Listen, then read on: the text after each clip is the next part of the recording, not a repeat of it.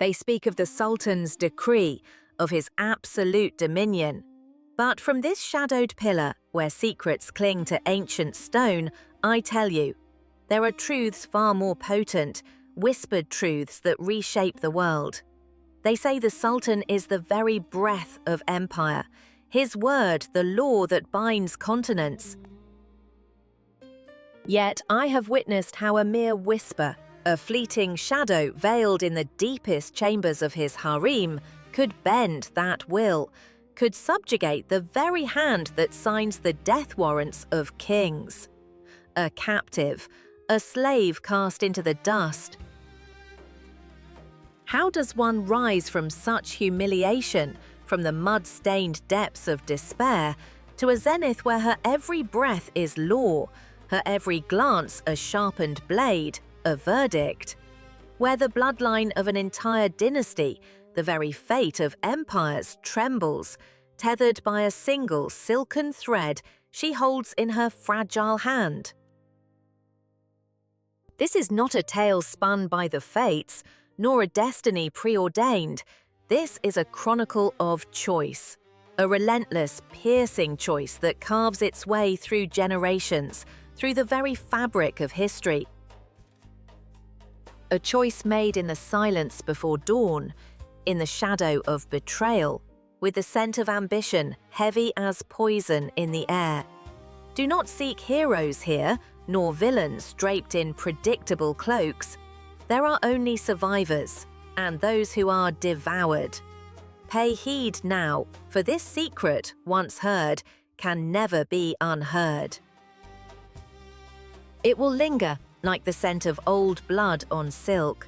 She drifted through the gilded cage, a phantom among living jewels.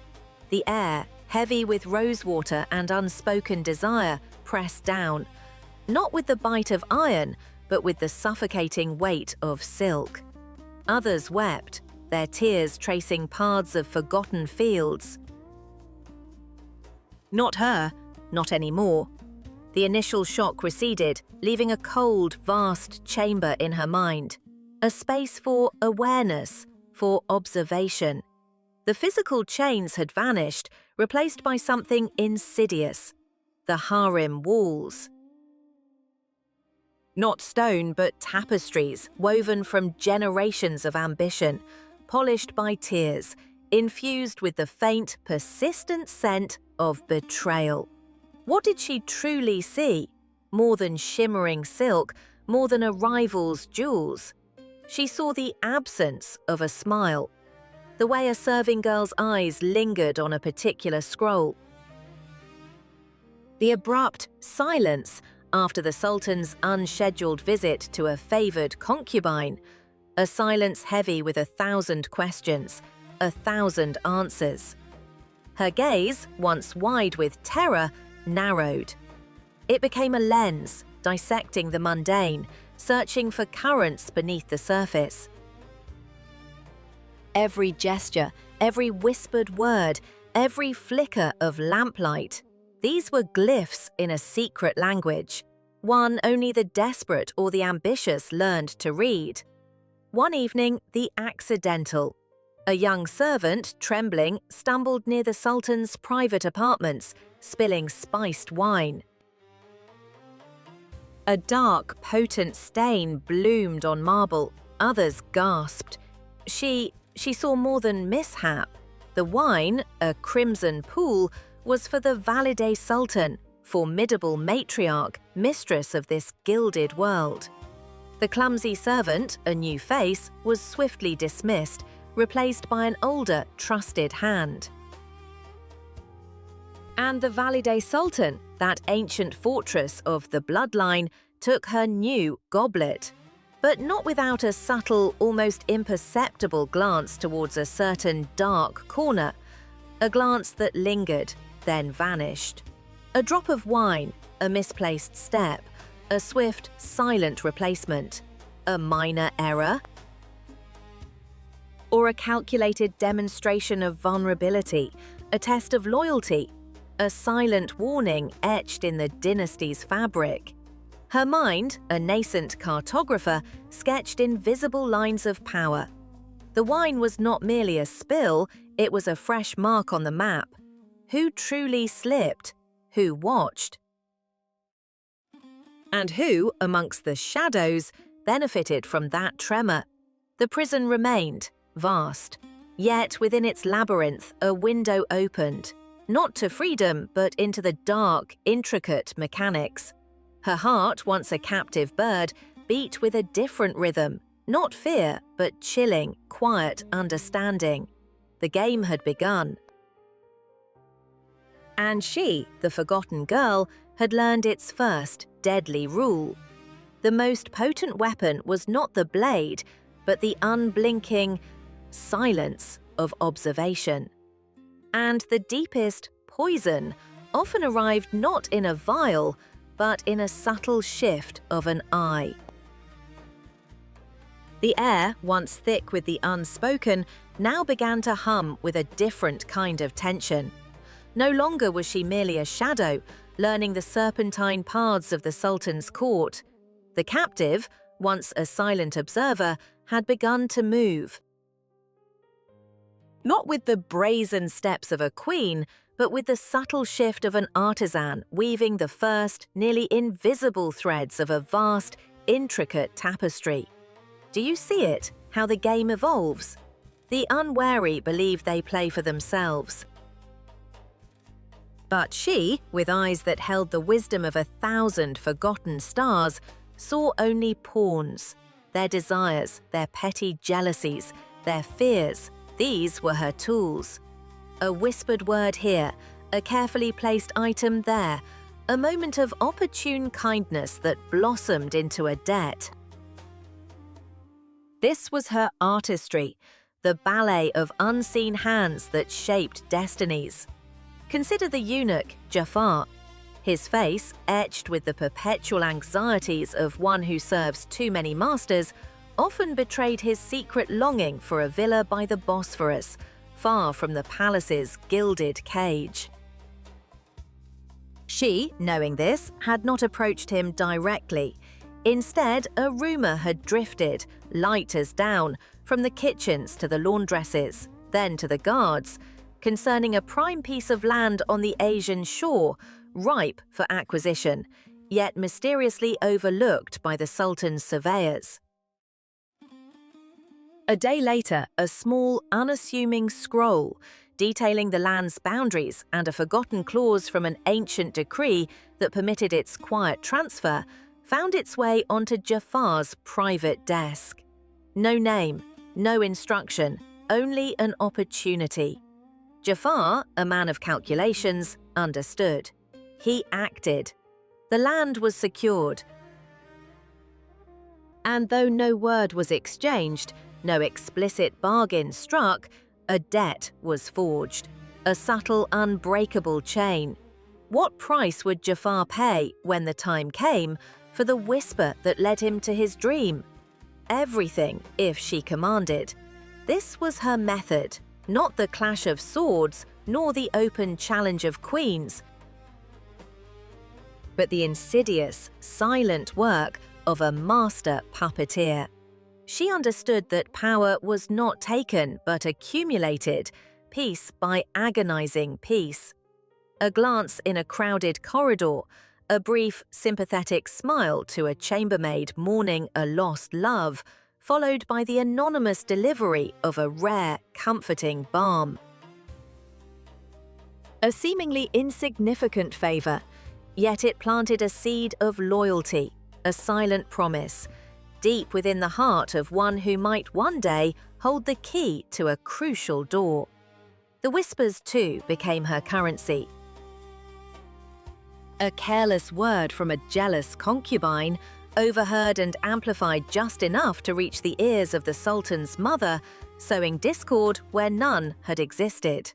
Or a carefully constructed tale, woven from half-truths, about a rival's secret dealings, allowed to drift through the harem like a fragrant yet lethal vapor.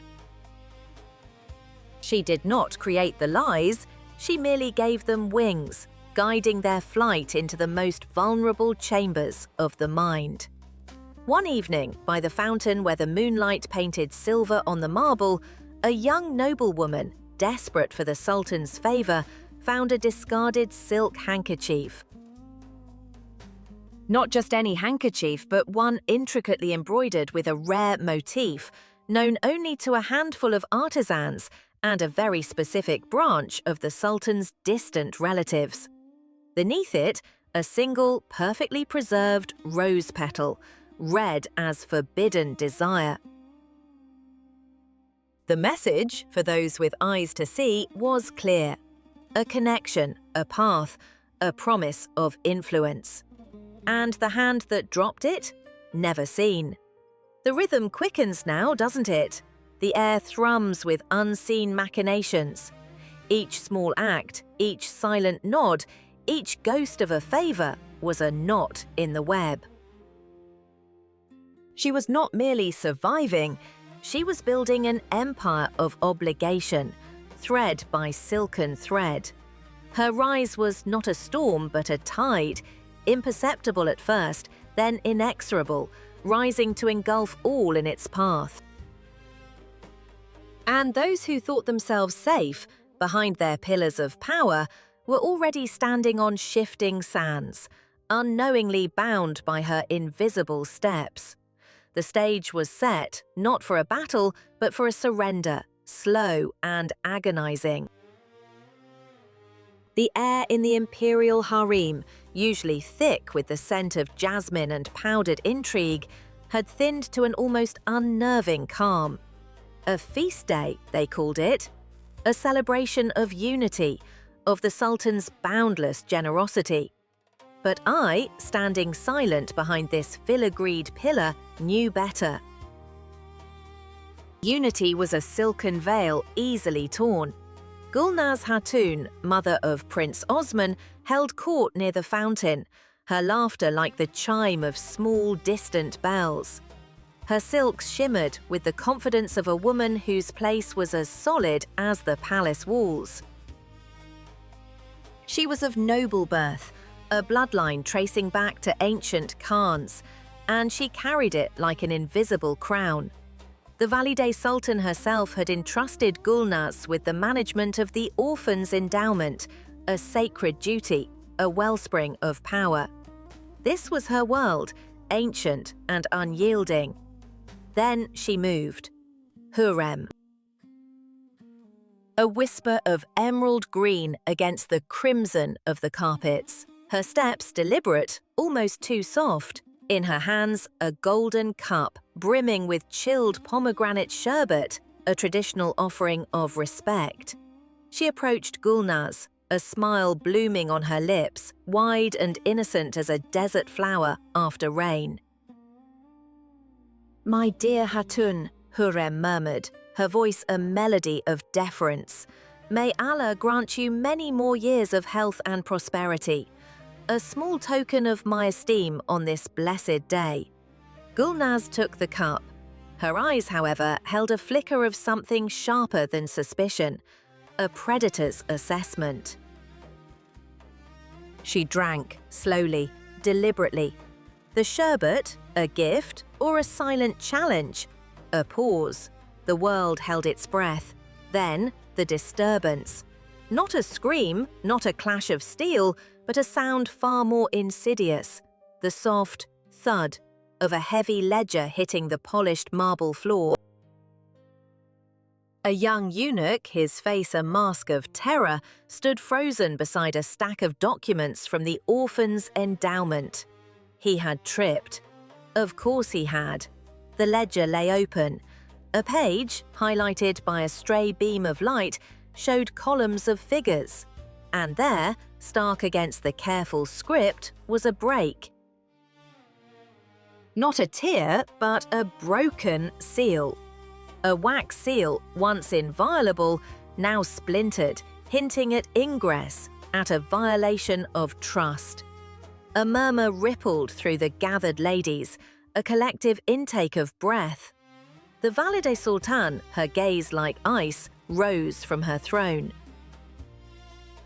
Her eyes moved from the fallen ledger to the pale face of Gulnaz Hatun. Then, almost imperceptibly, to Hurrem, who stood a little apart, her hands clasped, her expression a perfect blend of concern and regret. Oh, the pity in her eyes! The investigation began immediately, hushed but relentless. The broken seal was merely the opening of a wound. The ledgers spoke of diversions, of funds meant for the hungry redirected to the estates of Gulnaz's impoverished cousins. A trickle at first, then a torrent. An unforgivable betrayal of the Sultan's trust, of the Valide's sacred delegation. Gulnaz Hatun, once so regal, now crumbled. Her denials were weak, her fury impotent. How could she explain away the cold ink on the page, the testimony of merchants, the accidental discovery by a terrified eunuch? The old world, her world of untouchable privilege, was cracking. And Hurrem? She remained in the shadows, a whisper of silk. She offered soft words to the distraught Valide, expressed sorrow for Gulnaz's unfortunate downfall. Her hands were clean, her heart, ostensibly, pure. Yet I saw the glint in her eyes, the almost imperceptible tremor of satisfaction.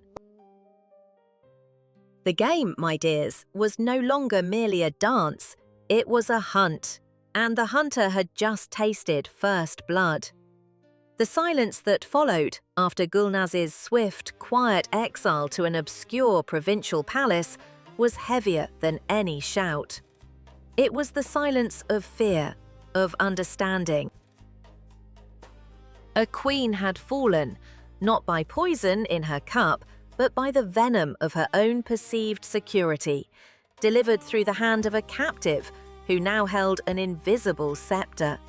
The air still carried the scent of sherbet, but now it also bore the faint metallic tang of change.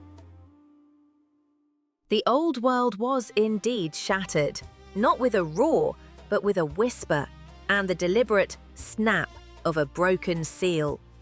The air at the summit is thin, yes, but it is also cold and utterly silent. Do you hear it? That profound absence of sound, save for the frantic beating of one's own heart. She had scaled mountains of treachery, navigated oceans of deceit, her every step a calculated dance on the edge of the blade. Now the world lay at her feet. A goddess, they whispered, carved from ambition and draped in the Sultan's favor. But look closer. Beyond the shimmering silks and the jewels that caught the guttering torchlight, what do you see in her eyes? Not triumph, no, only the weary, unblinking vigilance of a creature perpetually hunted. The throne, carved from dark wood and adorned with gold, stood empty in the vast, shadowed chamber. She did not sit upon it immediately. Instead, she merely gazed, her reflection a ghost in the polished marble floor. It was a crown, yes, but forged from 1,000 thorns, each one a memory of a sacrifice, a betrayal, a life extinguished for her ascent. They call it divine, she would think, though no one must ever hear such thoughts. This isolation, this constant knowing that every smile is a mask, every vow a lie, waiting to unravel. The whispers that once fueled her rise now echoed in the vast emptiness of her power, transforming into a cacophony of paranoia. The bloodline she now held in her grasp, the dynasty she was meant to solidify, felt less like a legacy and more like a heavy chain, binding her to an endless watch. The mirror, when she finally approached it, offered no solace. It showed not the triumphant queen, but a woman etched with the cost of her ruthlessness. Every line on her face, a scar from a silent battle, every shadow beneath her eyes, a night spent mapping out the next move, anticipating the next thrust of a dagger.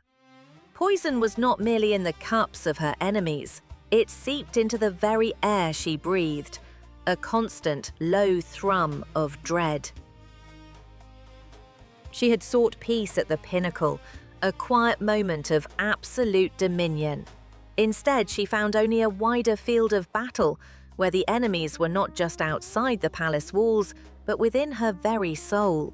The silence, so profound, was not the quiet of victory, but the terrifying hush before the storm. It was the sound of a world holding its breath, waiting for her to stumble. And she knew with chilling certainty that any misstep meant not just her fall, but the collapse of everything she had bled to build. And so the goddess remained, always, on the razor's edge, forever watchful, forever alone.